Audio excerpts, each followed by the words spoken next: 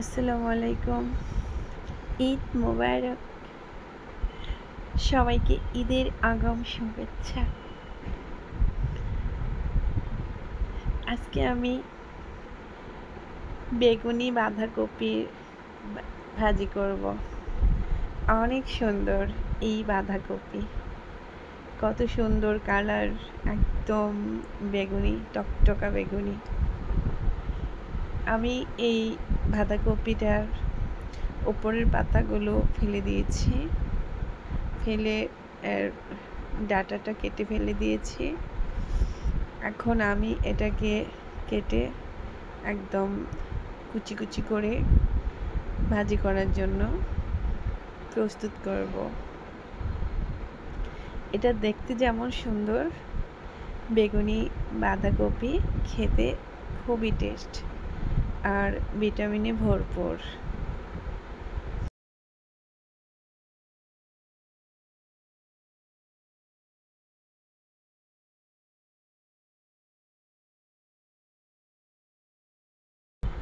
এই বাঁধাকপিটা যখন আমি কেটে কুচি কুচি করেছি, আমার খুবই ভালো লেগেছে।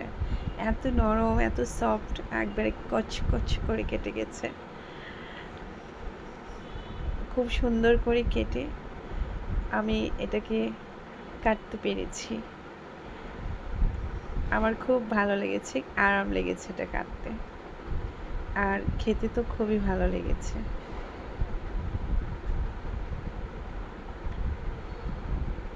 এই বেগুনি কালার বাঁধাকপি আমি সবগুলো খুব ভালো করে কেটে একটু ভাপে দিয়েছিলাম। এই বেগুনি কালার বাঁধাকপি অনেক রকম করে রান্না করা যায়। এটা প্লেন করে রান্না করা যায়, তারপর মাছ দিয়ে ঝোল দিয়ে রান্না করা যায়, এটা ভাজি করা যায়, অন্য সবজির সাথে দিয়ে ভাজি করা যায়। এটা যেভাবেই রান্না করা হোক না কেন, সবভাবেই খেতে খুবই ভালো লাগে।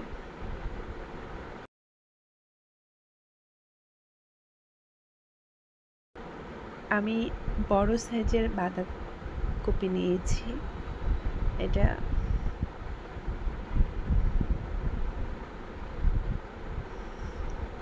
আমি পুরো বাঁধাকপিটাই কেটে কুচি করে রান্না করেছি।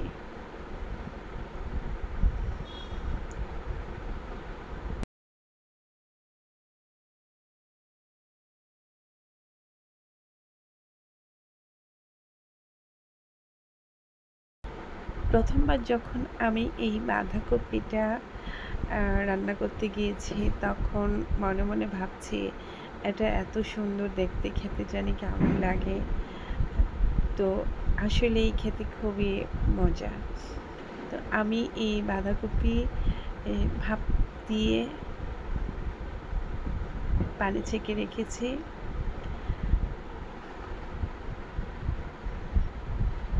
একটা কড়াইতে আমি পেঁয়াজ কুচি আর রসুন একসাথে দিয়ে একটু ভাজা ভাজা করেছি।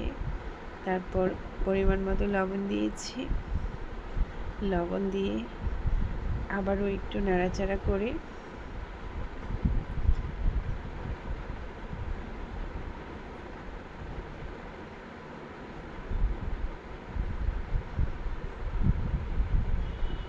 ভাজা ভাজা করেছি।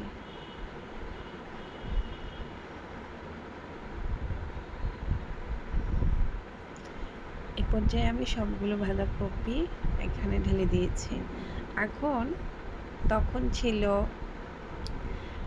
কড়া বেগুনি কালার, এখন হয়েছে হালকা বেগুনি কালার, একটু পরে আবার হবে লাল কালার, তারপর রান্না করার পর হবে আবার বেগুনি কালার।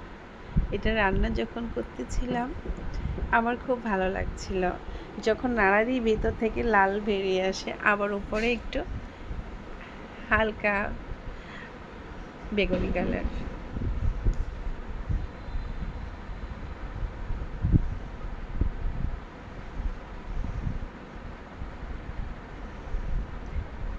এখন হয়েছে হালকা লাল।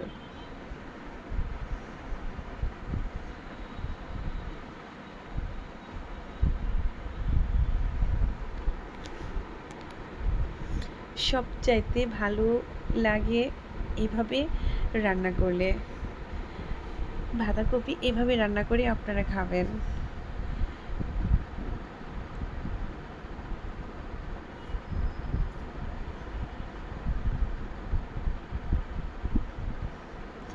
আমি সবশেষে কাঁচামরিচ ফালি আর ধনিয়া পাতা দিয়েছি। এই পর্যায়ে আমার রান্না শেষ। ভালো থাকেন, সুস্থ থাকেন, সুন্দর থাকেন। আল্লাহ হাফেজ।